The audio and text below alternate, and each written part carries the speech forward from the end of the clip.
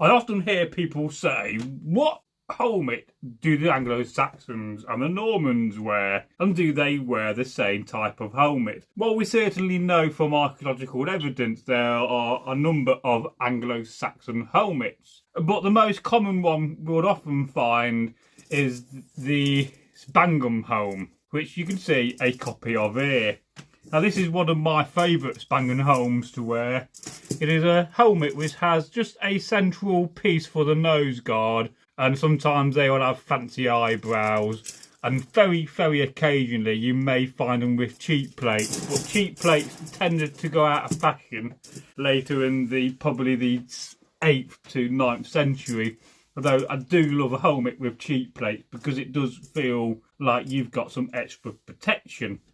And what I love about this helmet was, first of all, it was the price. I paid, I think if I recall, £35 with postage for this helmet. And I'm sure you agree, it looks spectacular on camera. And this has definitely been used. This has seen combat.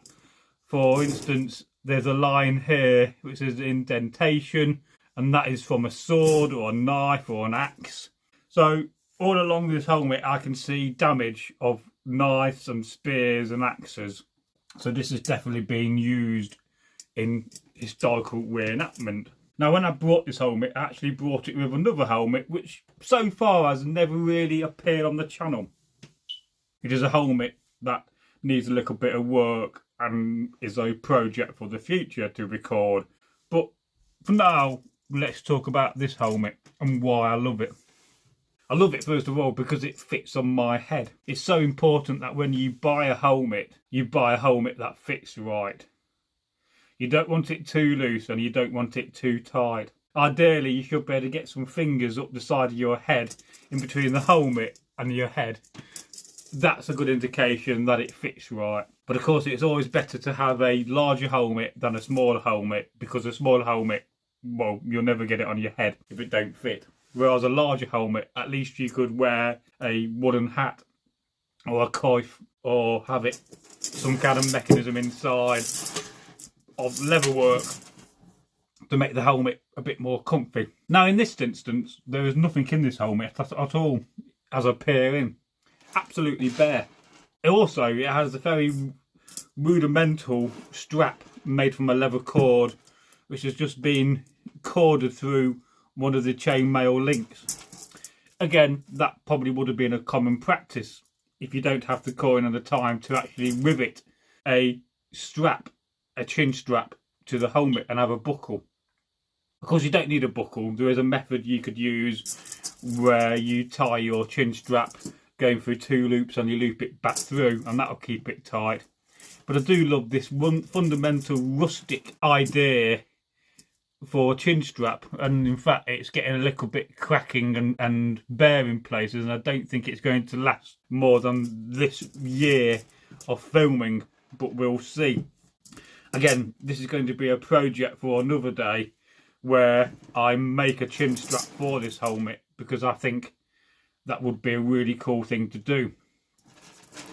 And of course, one of the things that dates this helmet, I would say, to the 1980s and the 1990s, or when it was made, is the mail itself. Because back in the 80s and the 90s, we didn't know an awful lot about riveted mail. It was something that you didn't see a lot of. Certainly when I was reenacting the Norse period in the 1990s into the late 90s, early 2000s, riveted suits of mail, or ring shirts as we should call it, and not chainmail, which is more of a modern reenactorism, it was a very scarce thing to see. It was very scarcely manufactured, and even when it was manufactured in suits of riveted mail, it cost a lot of money. So what people mostly did, they would buy a suit of buttered mail, which this is, made from a good mild steel, and they would individually go round and actually flatten 2 ends and make a little hole and put a rivet in and make the rivets. And that's great if you got a suit of mail wing shirt with a limited amount of links in it. But most shirts will have 20,000 to 25,000 links. depending on the size. And if you're even unfortunate enough to own one that's 6mm in diameter or 8mm, this here I would say is 10mm link. That's a massive job and will take you a few years. But I've met and known people that have done that, and that's dedication, to spend 3 years gradually, individually riveting each link. So this mail, as I said, kind of dates the helmet. One thing I like about it is that it's not straight. So when you wear it, you got a bit that hangs down the side of the face more. Whether that's something that they practiced back in the day, I don't know, but I do like it. I like it when I wear it because it has that extra feel. And so it tapers down, and you probably can't see it in this picture, but it tapers down to this point at the bottom. And I think that's really spectacular and well made.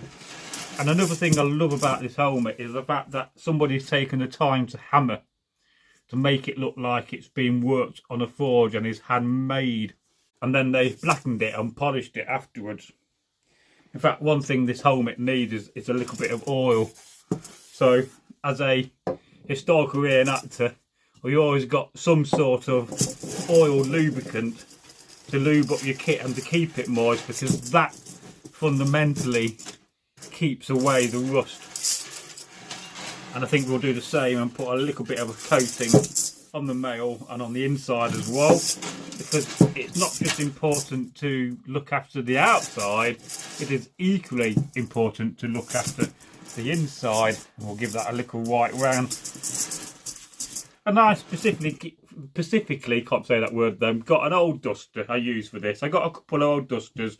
I've got one I use for oiling, and I've not long replaced my old one which was black and tatty, and I've got one I use for oiling up leather work because I don't want to differentiate the two. And the places that rust are the places where you can't normally get into.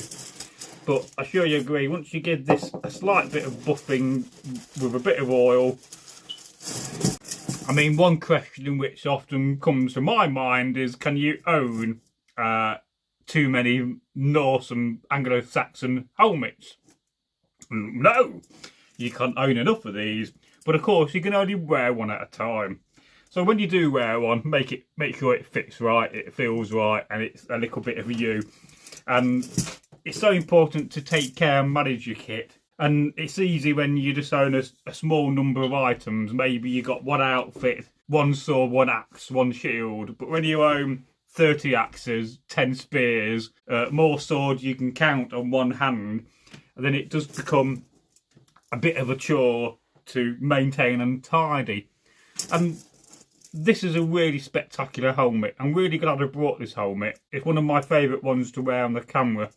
In fact, it fits my head perfectly with or without a hat. With a hat, it's a little bit more snug, but I don't mind that. But even without a hat, it feels comfy. And that's one of the key aspects. And there's a couple of ways in which we could improve this helmet.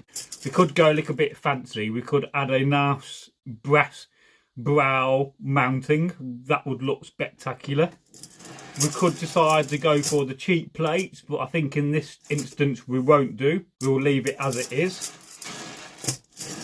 We could be more creative on the inside and perhaps make something for my head on the inside, but I don't think I will do that. I think I'll stick to wearing a hat. But I think one thing I will do, and I'll look to do on camera, is make a set of chin straps for it and get away from this leather thong, which does the job.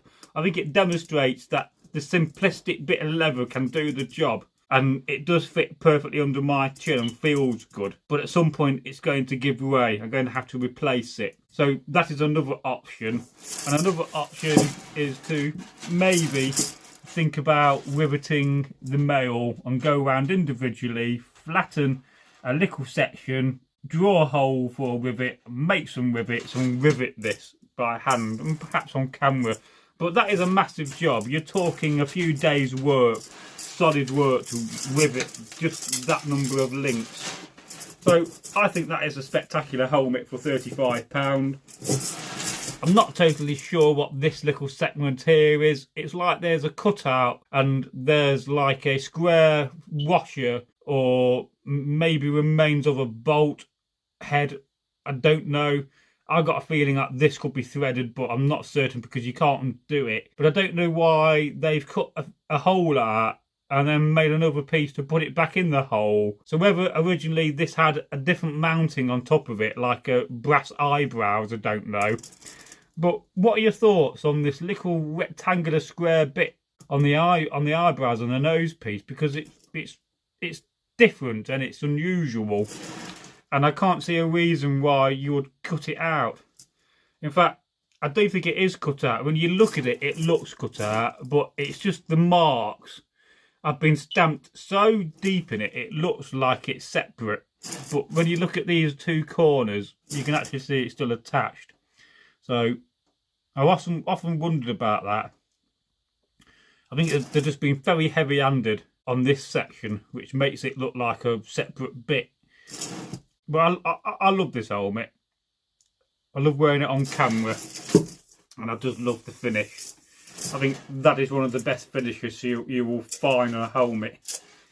When you've got a smooth helmet, it's all smooth. If you make it and work it and hammer it into this style, then you're going to be so thankful for it afterwards. Especially when you can darken it and you get this effect. I think that is wonderful. And I'm so glad I brought it. But what do you think? What would you change about this helmet? And would you wear a helmet like this into battle? Or would you want to choose something with a bit more protection? Maybe with cheek plates? Maybe having a decent inside lining, for instance?